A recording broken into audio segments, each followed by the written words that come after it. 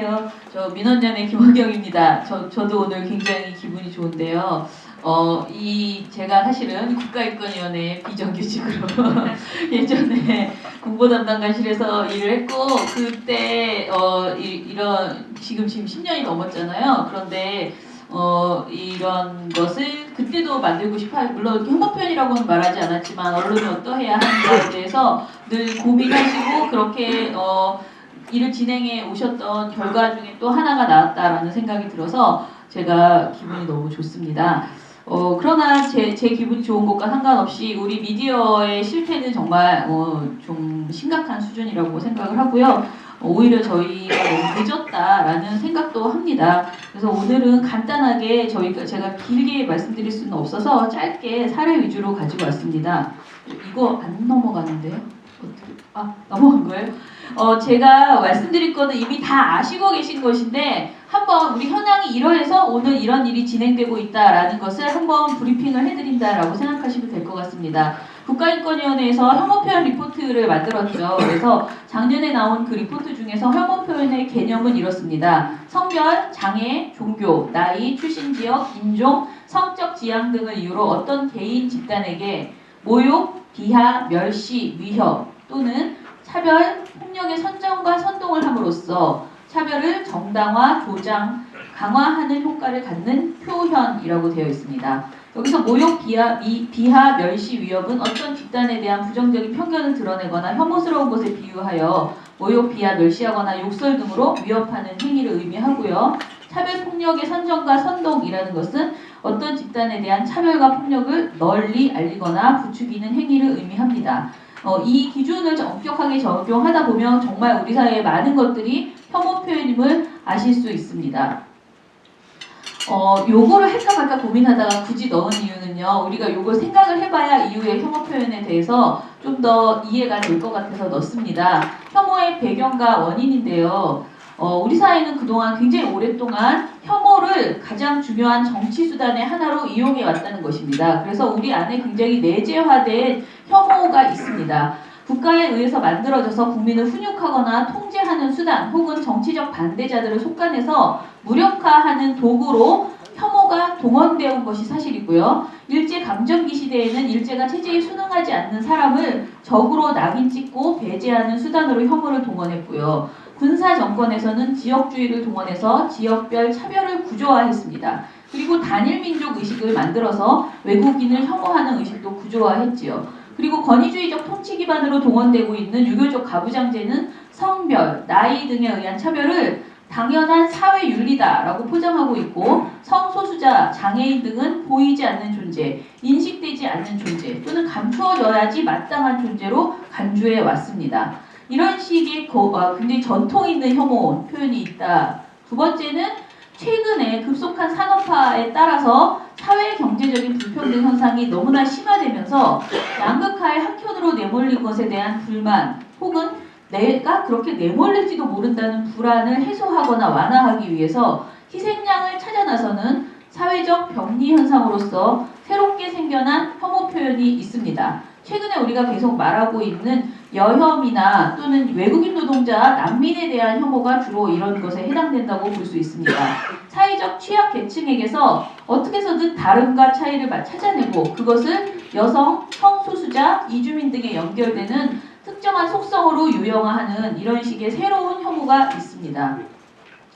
이런 혐오 표현의 문제는 우리 사회에 주는 해악은 일단은 사회적 차별을 동조하고 정당화하고 부추기는 행위이기 때문에 이것이 개인의 감정 표출에 멈추는 것이 아니라 다른 사람에게 특정 대상을 혐오할 것을 부추기거나 기존의 혐오와 그의 바탕을 둔 사회적 억압을 강화하거나 그러한 행동으로 나아갈 것을 선동하는 행위라는 점에서 굉장히 위험하다. 그냥 한 사람이 하는 말이 아니다라는 것이고요.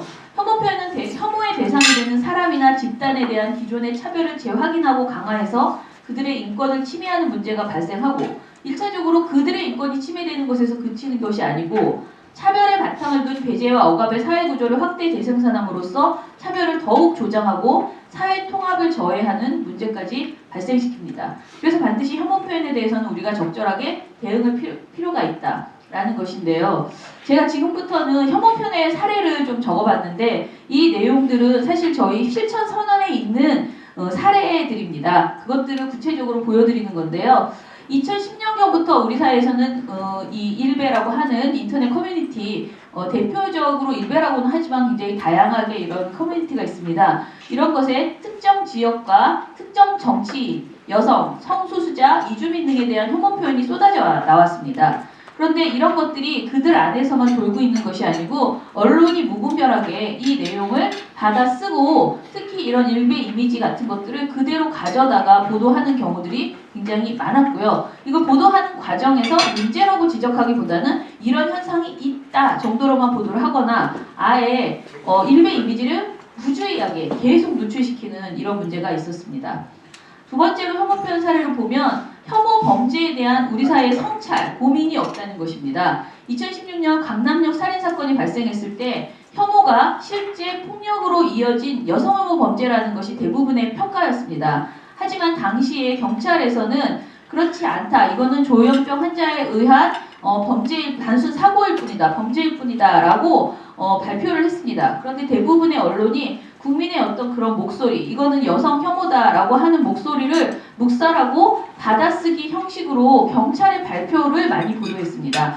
물론 두 가지를 다 보도하는 곳들도 있었지만은 경찰 발표에 훨씬 방점을 찍고 경찰 발표를 보도하더라도 최소한 이것은 여혐 범죄라는 지금 많은 사람들의 목소리가 있기 때문에 그것을 충분히 성찰해서 이 문제를 짚어봤어야 되는데 외면하려는 그런 보도 태도도 많이 보여졌습니다.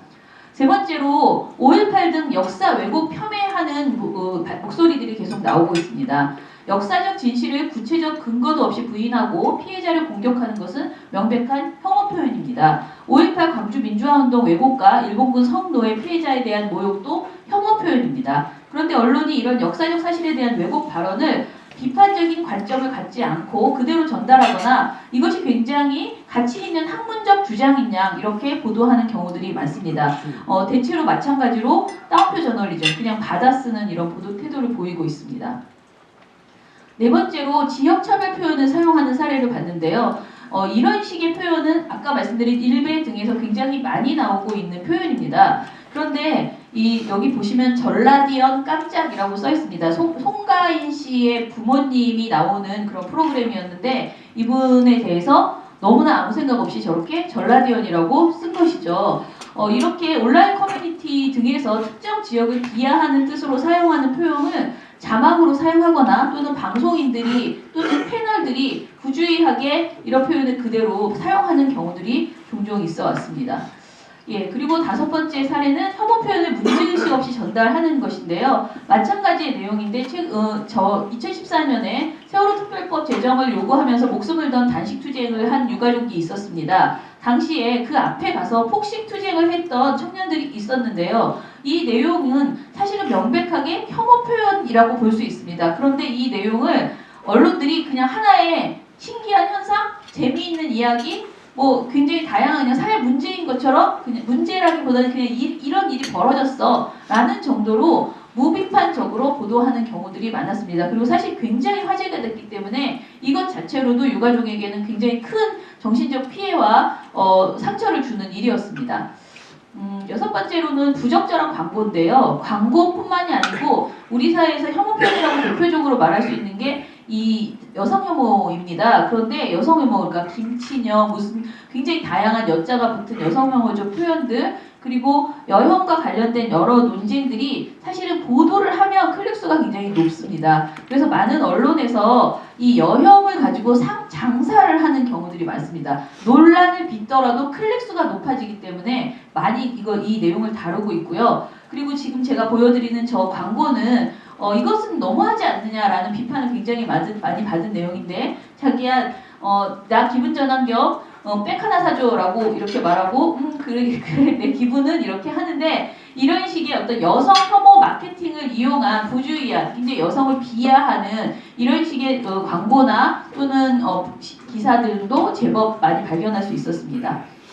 이 사례는 저희 민원연이 작년에 모니터를 하면서 이제 찾아낸 것인데요. 유튜브 속에 있는 여러 가지 혐오 표현들입니다. 그 중에서 작년 저희 모니터 결과 국제 결혼 중개업자들이 국내 유튜브 채널을 차려놓고 그 안에 외국인 여성, 그러니까 한국인과 결혼하고 싶어하는 외국인 여성들을 저렇게 한 명 한 명 인터뷰해서 홈쇼핑처럼 전시해서 쭉 보여주고 있고, 특히 저 발언의 내용을 들어보면 명백한 혐오 표현, 그러니까 나이가 어린데 왜 그렇게 늙어 보여, 뭐 굉장히 정말 이루 말할 수 없는 그런 뭐 처녀야 라거나 이런 식의 말들을 마구 하고 있는 저런 유튜브 영상들이 너무나 많이 있더라는 겁니다. 그래서 저희가 작년에 이것을 보고 굉장히 놀랬고 여성가족부가 좀 적극적으로 대응을 해서 저 채널들을 다 내리게 되었거든요.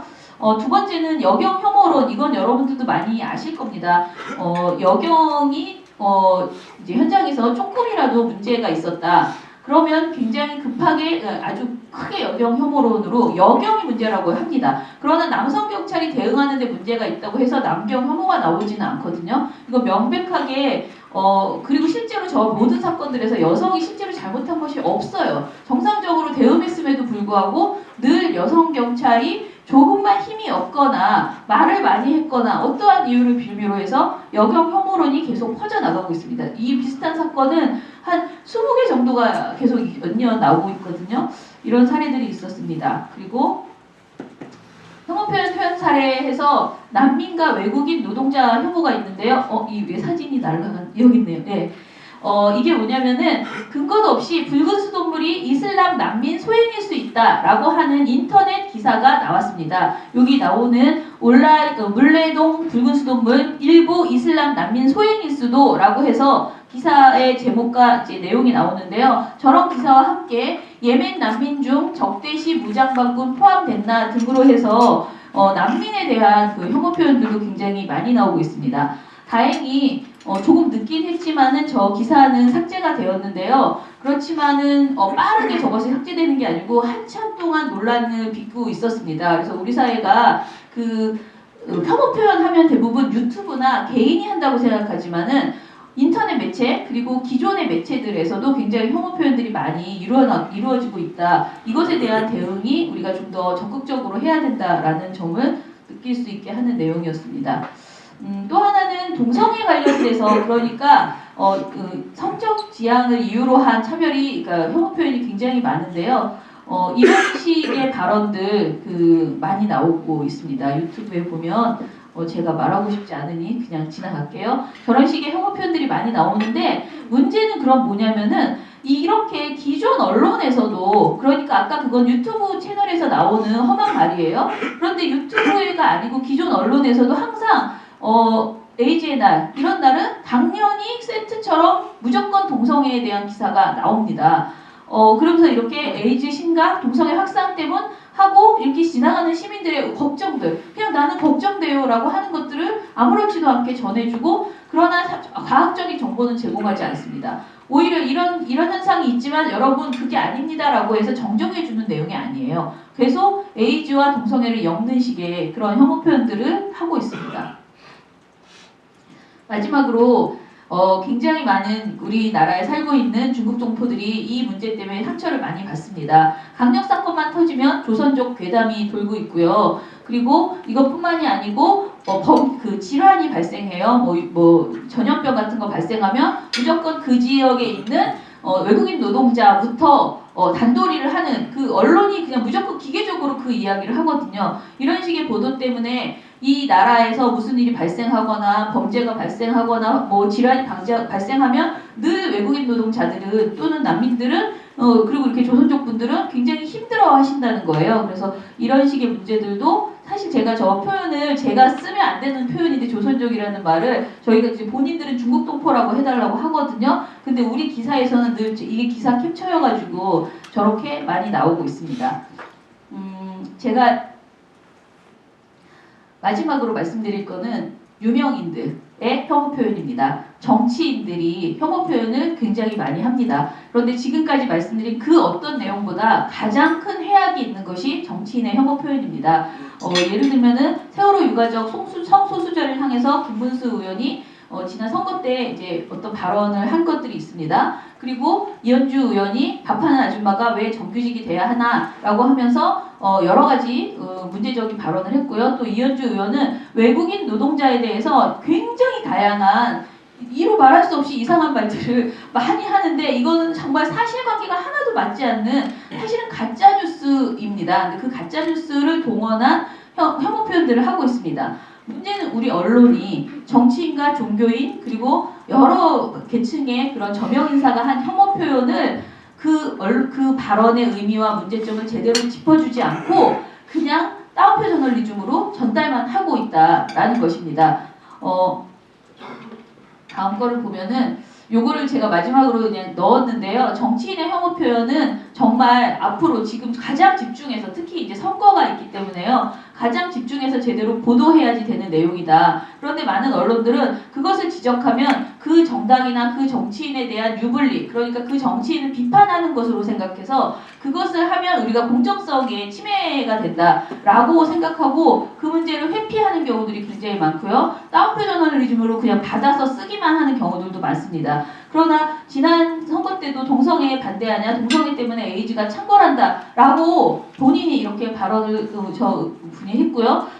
여성 혐오에 대해서 나오기 싫으면 집에 가서 애나 보든지 배지를 떼야 한다라는 발언도 한 거 있고 또 다른 의원은 눈이 삐뚤어졌는데 무엇인들 제대로 보이겠나 나는 연탄색이랑 얼굴색이랑 똑같아 이렇게 농담을 한다거나 되게 다양한 방식으로 어떤 혐오 표현이든 또는 차별 조장 발언이든 또는 굉장히 낮은 인권 감수성을 드러내는 그런 발언들을 의원들이 하고 있습니다. 미국 배우 메릴 스트립은 트럼프를 이렇게 비판했습니다. 공인의 발언은 사람들의 삶에 스며들어 다른 사람들도 그렇게 해야 된다는 허가를 주는 것과 같다라고 말을 했습니다. 유럽에서는 혐오 표현에 대해서 정치인 발언은 더 위험하다고 판단해서 더 엄격한 기준을 적용하고 있습니다. 그래서 최소한 정치인이 한 혐오 표현이라고 해서 면책이 된다고 보지 않고 있습니다. 근데 우리 사회는 그렇지 않다. 정치인의 혐오 표현은 오히려 그 어떤 자신들의 세력을 유지하기 위해서 더 강한 혐오 표현을 해서 보수의 어떤 표를 얻기 위해서 그렇게 하는 경우들도 많고 그것이 그냥 당연한 것처럼 받아들여지는 그런 현상이 있습니다. 정치인 혐오 표현에 대해서 좀 더 우리가 문제 제기를 하고 특히 우리 기존 언론들이 분명하게 이것은 문제적 발언이다라는 것을 짚어주는 그런 형태로 변화해야지 된다라고 생각합니다. 네, 마치겠습니다.